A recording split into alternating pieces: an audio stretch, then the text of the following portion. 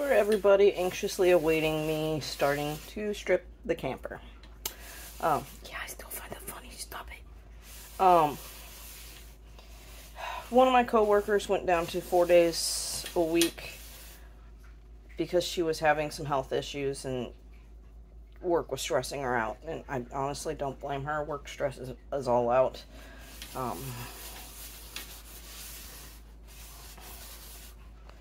But my schedule abruptly changed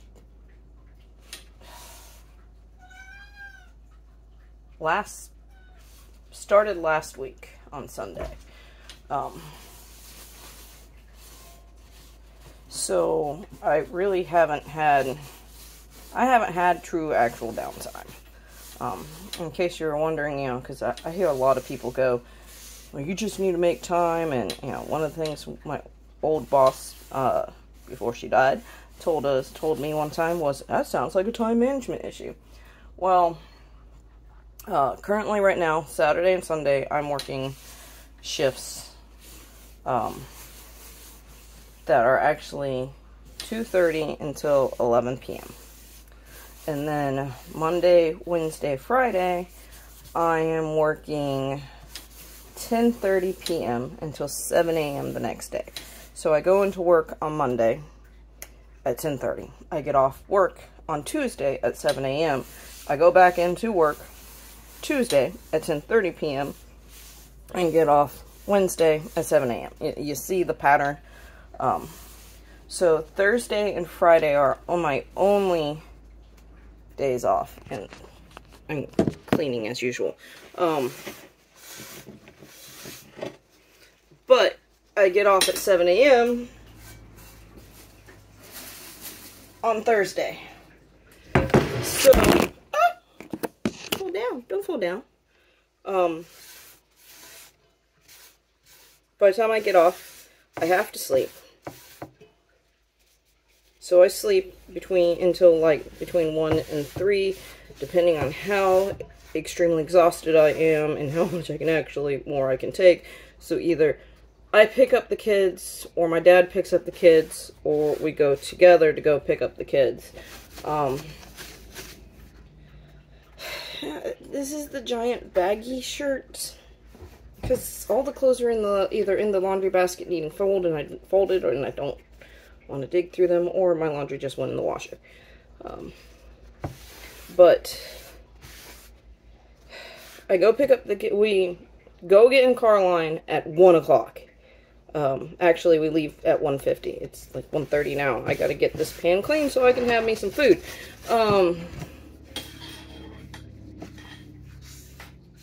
Sit in Carline for freaking forever. If you've ever done Carline, you know exactly what I'm talking about. You go do that. Yes, my stove is nasty. I have no intentions of cleaning it right now because I need food and go get kids because Dad's not here. But you go sit in Carline for freaking forever. School lets out about 3:10. It just depends on how late behind the buses are running. And then, why are you on the counter? Kitties don't belong on counters. Love you. Go away. We grab the kids. If I need to grab something from the grocery store for dinner or whatever, we go stop off at the grocery store. We come straight home.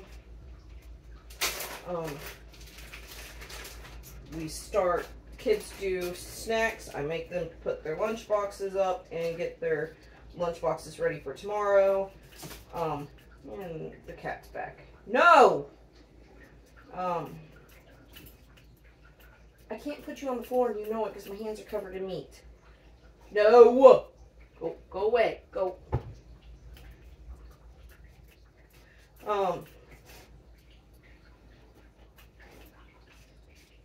They get their lunch boxes ready for the next day.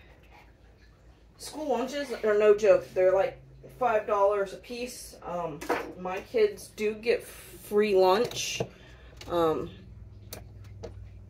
But our school doesn't have a cafeteria as of yet. So the kids are actually, their lunches are all catered in from local restaurants. So sometimes by the time the kids get their food, it's cold and gross. So unfortunately, I make way more lunches than we really should. And I don't know if anybody else has noticed, but the price of lunch meat is freaking ridiculous. Chicken nuggets and pizza bites are a lot better. So generally in the mornings, I will, when I get off of work, I get home and then I, sorry, I'm cutting meat and trying to think at the same time without cutting my fingers off.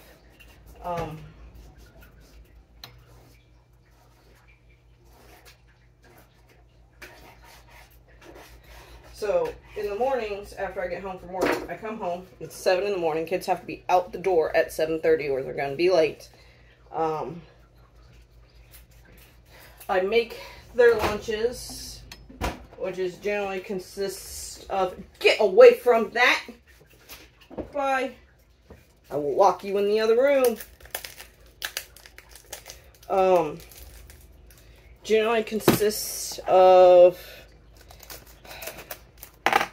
if I have lunch meat and bread in the house that isn't gone bad, I will make them sandwiches. They can't have peanut butter because there are people allergic to peanuts in their classrooms and tree nuts.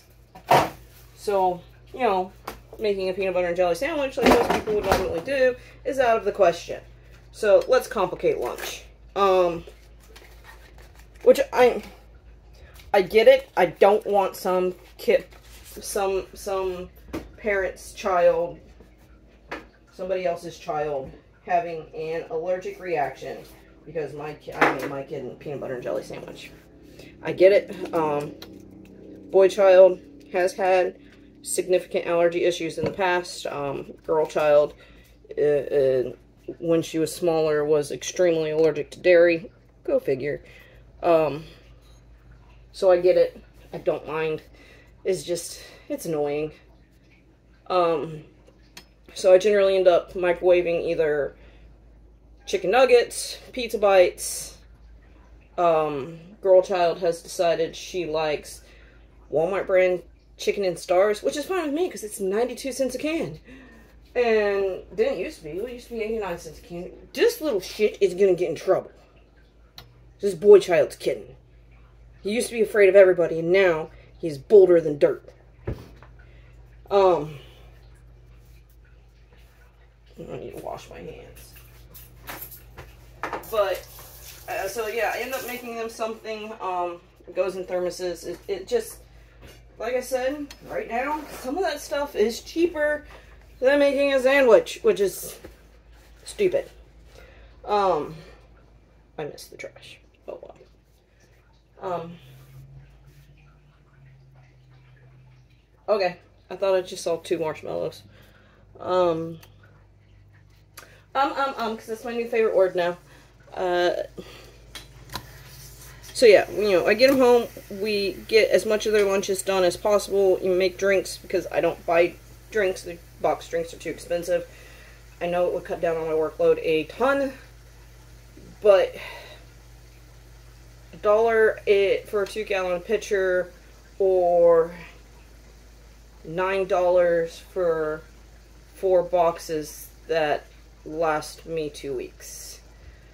It's a big difference in savings. It really is, and it's stupid, but it's how it works.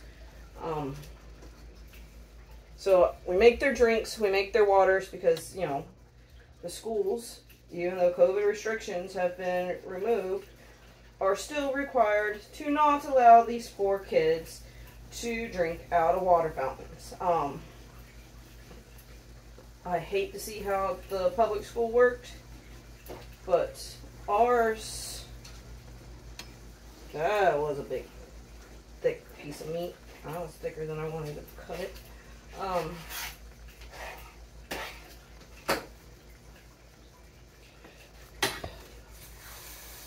Our school put in specialty water fountains that allow the kids to refill water bottles, so they weren't doing them in the bathrooms. If anybody knows anything about germs, bathrooms are breeding grounds for them, even the sinks. So if you're filling up water bottles, you're doing zero good for preventing the spread of germs. So our school got a grant.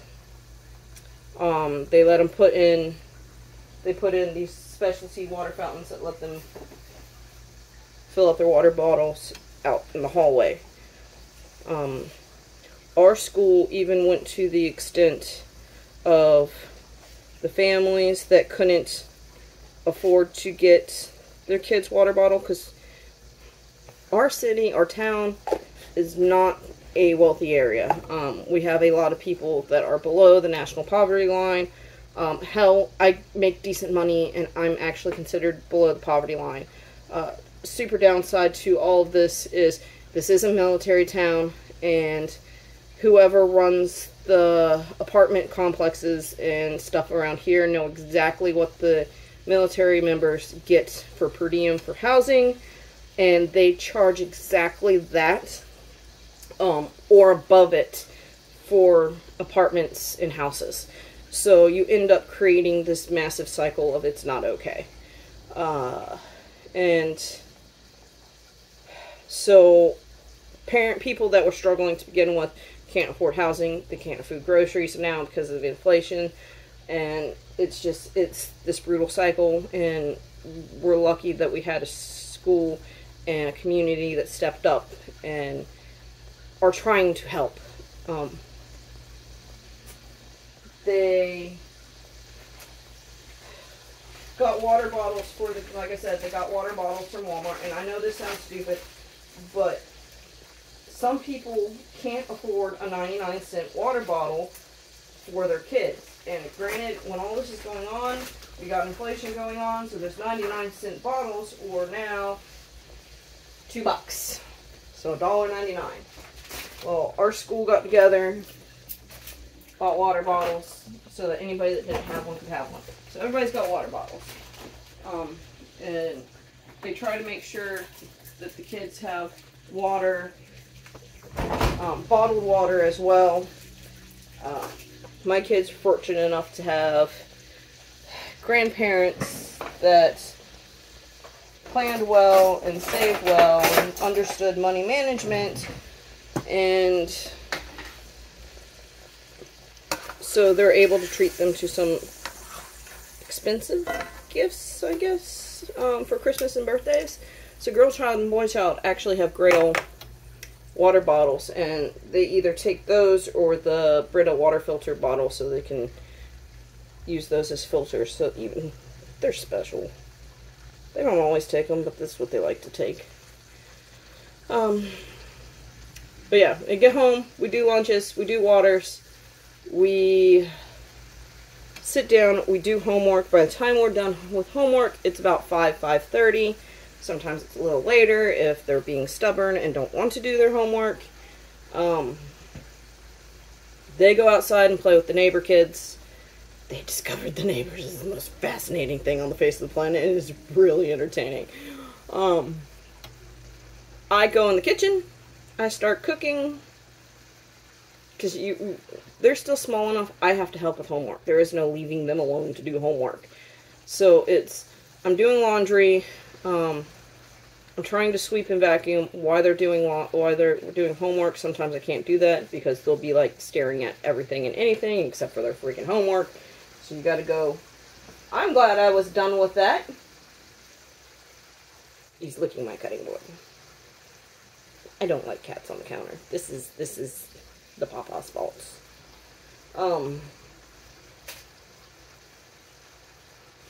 So they go outside. I cook. We sit down to eat between 6 and 6:30. Sometimes it's a little bit later, depending on what's going on. And if we had to go do other things before we got home. We eat. The kids usually go back outside to play for a little bit. I try to make them to take care of the animals. Sometimes it doesn't always work. They're 7 and 10. It's not going to be perfect. Really, cat? Jesus Christ.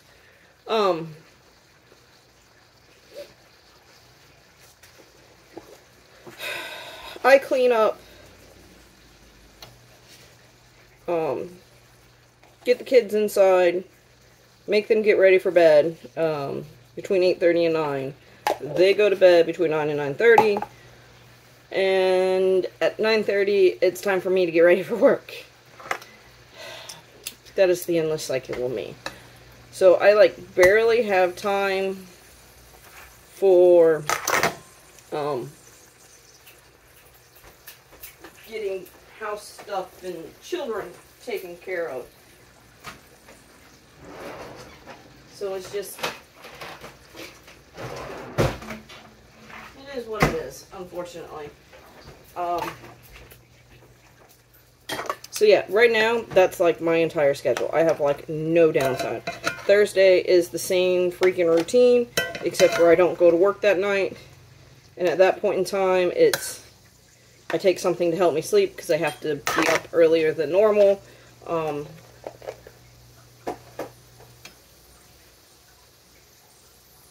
is Google talking? And yeah, try to sleep. I get up the next day, normally between, well, I get up at 6:30 in the morning again and get ready to get kids ready for school. So I've still not gotten a full night's sleep. I either go back to sleep or don't go back to sleep, depending on what needs to get done on Friday. And Friday we go grocery shopping if it's a payday. And then by the time I'm done grocery shopping and putting everything away, it's actually time to go get the kids. So this is the relentless cycle of, it's frustrating. And Dad helps, but Dad only helps to an extent, because I don't want him doing everything. He is Papa. He is a grandparent. It's not his responsibility to take care of my kids. And I don't know how many other people feel that way, but unless it's an absolute necessity, it's not Papa's job to take care of my kids. It isn't. He's supposed to be a grandparent. You know, we moved in here because Papa couldn't afford on his retirement from the military and his disability to live on his own after Mom passed away. So we moved in here to keep him from having to foreclose on the house. This is pretty much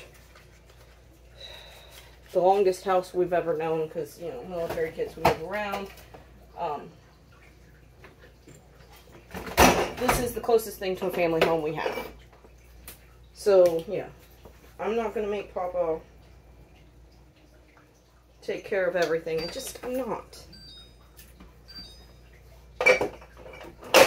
Look, it's not a real steak. Don't judge my steak. It's freaking, one of the big beef roasts. It's the only way I can afford beef, and I've been, like, craving beef, so it's going in the thing. It is. Don't judge me. But that's pretty much my day. I don't have a lot of downtime. That's actually why there are currently four loads of laundry that need to be folded. And I'm sad. Because I got all the laundry done one day and I do a load of laundry because the kids need something or I need something, and then I gotta go to work. Or need to make dinner or something else.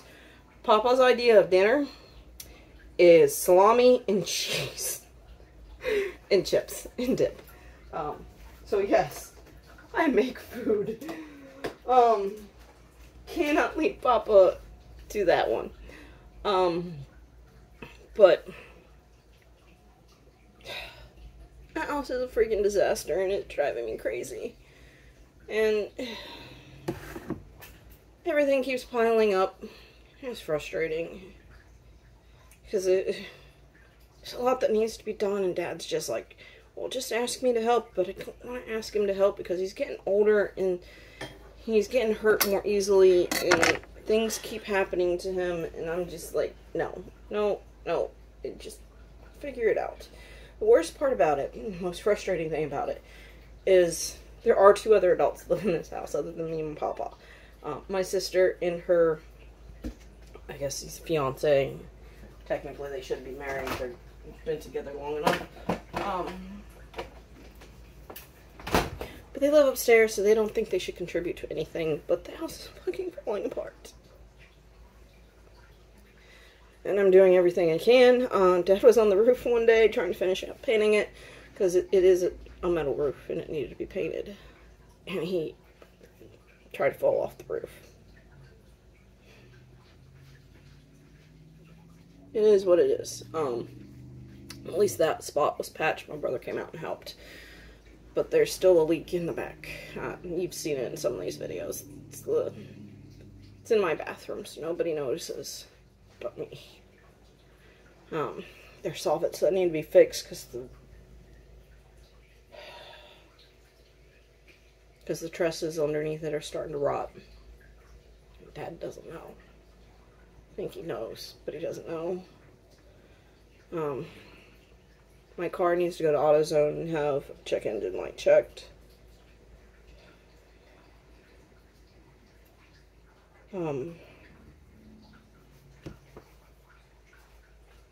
All the windows need to be resealed and redone. Everything needs to be re-insulated. This house is 100 years old. I'm pretty sure it's already 100 years old, but Dad's like, oh, but the deed says 1924. And I'm like, but I have evidence that it's older than that. Like 1920, possibly 1919. This house is old. And it's put together like a puzzle because it was originally the girl child's room, and then everything else was added on around it, including a second floor. Yeah. That was entertaining because Dad actually had to reinforce the second floor when they were taking out a wall in the kitchen, that there was no evidence that this wall was load-bearing whatsoever until he took down the wall and realized that they decided to support the second floor on 2x4s, with nothing into the ground, nothing to support, no major beams, nothing. This was just, it was 2x4s on 18-inch spacing, or something along those lines. So Dad put in a really chunky beam. I'll show you that. Where all the picture frames are, that's the beam Dad put in. And the knotty pine was actually off the old cabinets that were along that wall. So it's a good thing that he decided to do that renovation. Because we may have lost the second floor at some point in time. You know, it's ridiculous. But it's home. I'm not saying all this to complain. I'm just...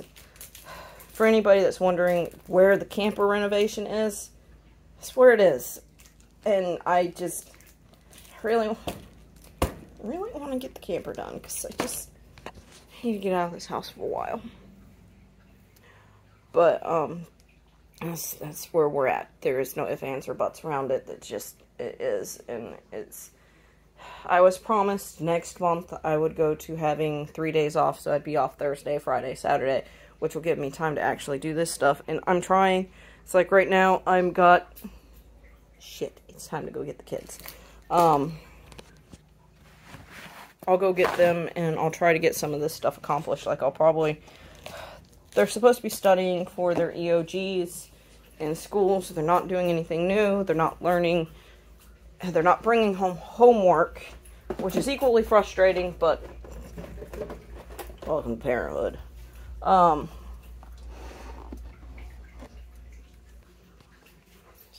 So, we're dealing with that, and then, ultimate question is, where are my shoes? You know, when you go to night shift, small creatures rearrange your crap.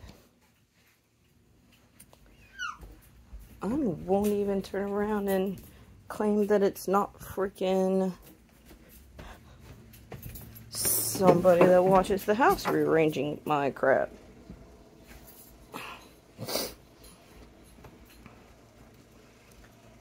But I'm working on it, I promise. Just, look. Laundry. Alright.